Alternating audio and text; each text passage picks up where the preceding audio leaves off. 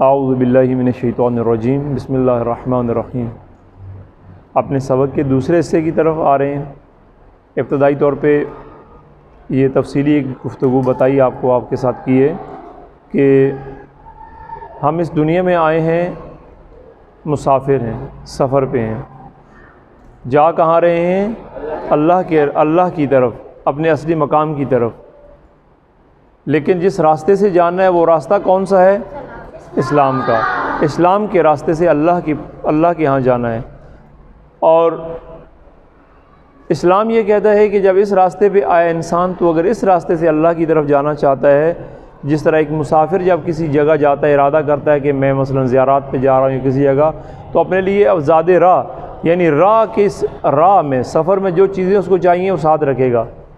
کپڑے گندے ہو جائیں گے، صاف کپڑے ساتھ رکھے گا، پانی رکھے گا، پیاس لگے گی، کھانے کی چیز رکھے گا، اس کو پتہ ہے میرا سفر لمبا ہے، رات کہیں رکنے ہے تو اس نے اپنا کوئی ٹینٹ، کوئی خیمہ رکھے گا تاکہ میں رات کو کسی جگہ سو جاؤں، بارش سے بچنے کے لیے چھتری ساتھ رکھے گا۔ یہ زاد راہ ہے، یعنی راستے کا سامان ہے۔ اسی طرح جب اللہ کی طرف جانا ہے تو سامان کیا ہے؟ اصول دین، فروع دین اور اخلاق۔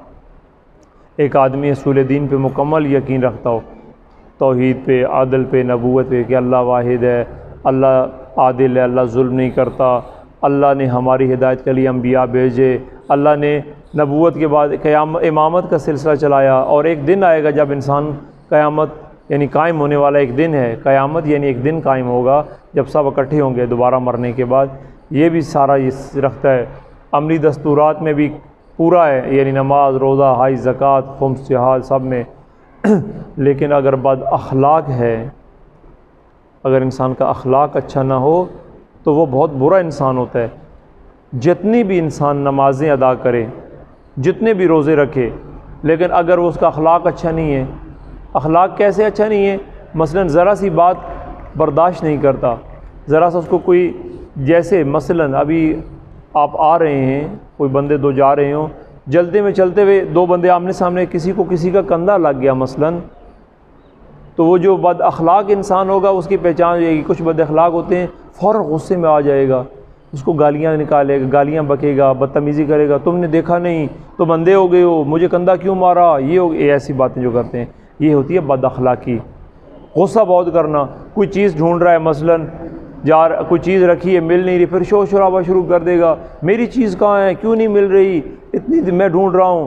مثلا جلدی کھانا کھاتا ہے، کھانا کھاتے ہوئے تھوڑا سا اس کو گھر والوں کا صبر کرو، کھانا تیار ہو رہا ہے، یہ جائے گا شور کرے گا، مجھے کھانا ٹائم پہ کیوں نہیں دیا، میں بہت بھوکا ہوں، شور کرتا ہے، زور سے پیٹ سے آوازیں نکالتا ہے، منہ سے جھاگ نکلنا شروع ہو جاتی ہے، چیختا ہے، چلاتا ہے، شور کرتا ہے، کہ یہ ہوتی ہے بد اخلاقی۔ باادب انسان تو ایسے نہیں کرتا۔ گھر والوں نے کہا کہ بیٹا کھانا لگ رہا ہے، ٹائم 2 منٹ ٹھہر جو، کہتا ہے ٹھیک ہے اماں، ٹھیک ہے آپ تیار کریں، میں کوئی اور کام میں تبدیل کرتا ہوں، کپڑے تبدیل کرتا ہوں۔ یہ کیا کرے گا؟ جو بد اخلاق ہوگا، بے ادب، وہ یہاں سے جائے گا اسکول، مدرسے میں جیسے آپ آئیں گے، یہاں سے جائے گا، ٹوپی اٹھا کے ادھر پھینکے گا اس کونے میں، ایک چپل اٹھا کے ادھر پھینکے گا، ایک چپل اٹھا کے ادھر پھینکے گا، بستہ کاپی ایک وہاں پھینکے گا، ایک وہاں پھینکے گا، اگلے دن صبح آئے گا، مل ہی نہیں رہی ہوگی، پھر لیٹ ہو جائے گا صبح۔ یہ چیزیں اگر درست نہیں ہیں، انسان اگر وہاں پہنچ بھی جائے لیکن لسٹ میں پہلے نمبر والوں میں نہیں آئے گا جن کو سب نعمتیں ملی ہیں، بلکہ بولیں گے یہ بد اخلاق ہے، اچھا اس نے نمازیں بہت پڑھی ہیں، سارا کچھ کیا ہے، چلو اس کو ادھر بھی آخر میں کسی جگہ بٹھا دو، یہ ہوگا۔ اب آتے ہیں اپنے سبق پہ۔ ہم نے پہلے حصے میں پڑھا کہ توحید، ایک بڑھیا کا واقعہ آپ کو بتایا، اور عدل میں ایک آدمی کا واقعہ بتایا کہ جس کے سر پہ امرود لگا۔ اب آتے ہیں ہم نبوت پہ، ہم آپ کے درس کتاب سے ہی اس کو بتاتے ہیں۔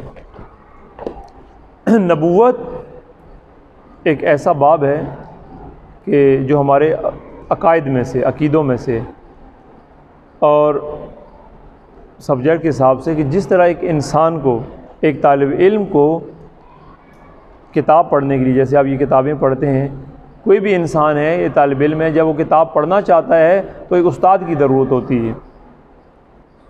اسی طرح تمام انسان، جتنے ہم انسان ہیں، اللہ کی جو کتاب ہمارے پاس آئی ہے اس کو سمجھنے کے لیے بھی کسی رہنما کی ضرورت ہے۔ عام کتابیں جو ہم پڑھتے ہیں ان کو پڑھنے کے لیے اگر ہمیں استاد کی ضرورت ہے تو یہ جو اللہ کی کتاب ہے، جو قرآن ہے اور جو دین ہے، اس کو سمجھنے کے لیے تو ہمیں بھی کسی استاد کی ضرورت ہے یا نہیں ہے؟ اگر ہم قرآن پڑھتے ہیں تو آپ استاد سے پڑھتے ہیں نا، آغا صاحب کے پاس آتے ہیں، آپ کو سمجھاتے ہیں، سکھاتے ہیں، استاد بتاتا ہے کہ اس میں کیا لکھا ہوا ہے۔ نبی کا جو رابطہ ہوتا ہے وہ اللہ کے ساتھ ڈائریکٹ ہوتا ہے، یعنی وہ وحی کے ذریعے، الہام کے ذریعے، ملائکہ کے ذریعے اللہ نبی کو بتاتا ہے اور نبی آگے تبلیغ کرتا ہے۔ یہ نبی کا کام ہے۔ نبی کا خدا سے رابطہ براہ راست رابطہ ہوتا ہے، اس لیے وہ خدا کی کتاب کو اچھی طرح سمجھ سکتا ہے اور سمجھا بھی سکتا ہے۔ یہ وہ درسی کتاب کا آپ کو پورا پیراگراف جس میں آ جائے گا، آپ نے اس کو سن لینا ہے کیونکہ سوال اسی میں سے آئے گا۔ جس طرح پھر شروع کرتا ہوں کہ نبوت کا سبق، جس طرح ایک طالب علم کو کتاب پڑھنے کے لیے استاد چاہیے، اسی طرح تمام انسانوں کو قرآن پڑھنے کے لیے بھی ایک استاد کی ضرورت ہے۔ استاد بتاتا ہے کہ کتاب میں کیا لکھا ہوا ہے۔ ایک نبی، جو نبی ہوتا ہے، ایک نبی، اللہ کا نبی، عام جو انسان ہے ان انسانوں سے زیادہ پڑھا لکھا ہوتا ہے۔ یہ جو اپنی طرف آگے پیچھے آپس میں دیکھ رہے ہیں دونوں، ان کو سامنے کریں، کیا کر رہے ہیں؟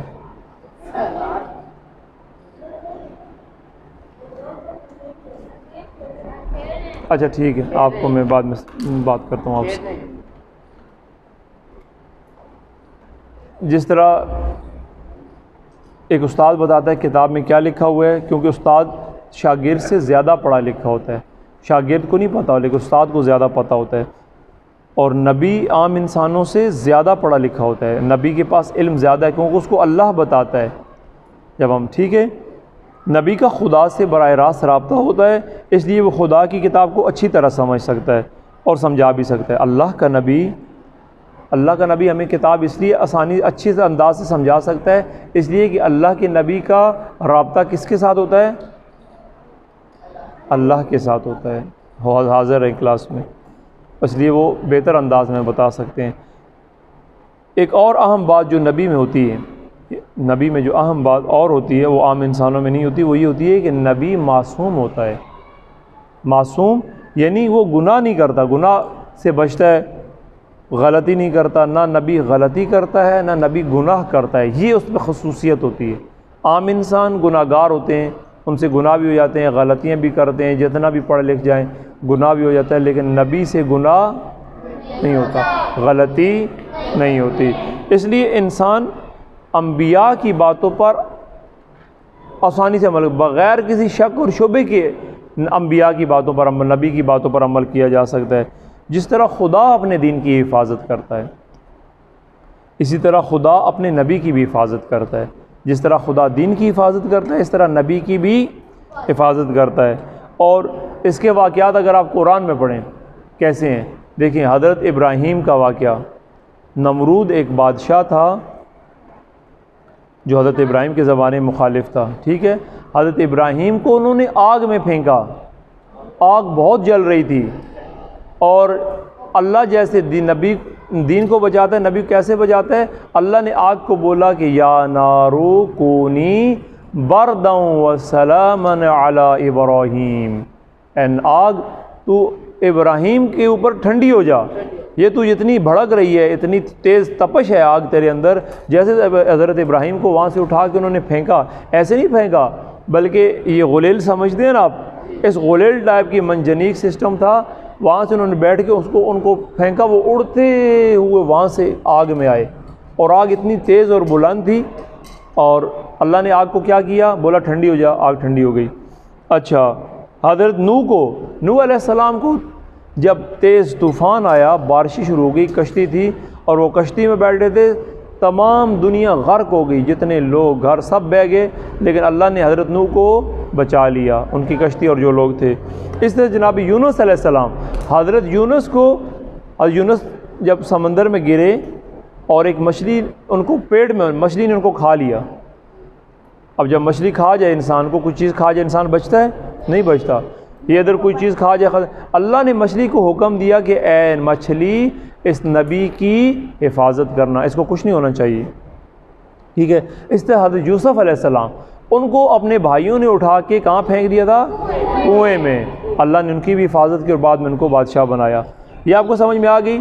نبوت یہ ہے کہ اللہ اپنے دین کو پھیلانے کے لیے یہ جو ہمارا دین یہ اسلام پہ ہے، یہ ہمیں کون سکھاتے ہیں؟ انبیاء سکھاتے ہیں، توحید، عدل اور نبوت، امامت اور قیامت۔ انشاءاللہ ہم آگے بات کرتے ہیں۔ السلام علیکم ورحمۃ اللہ وبرکاتہ۔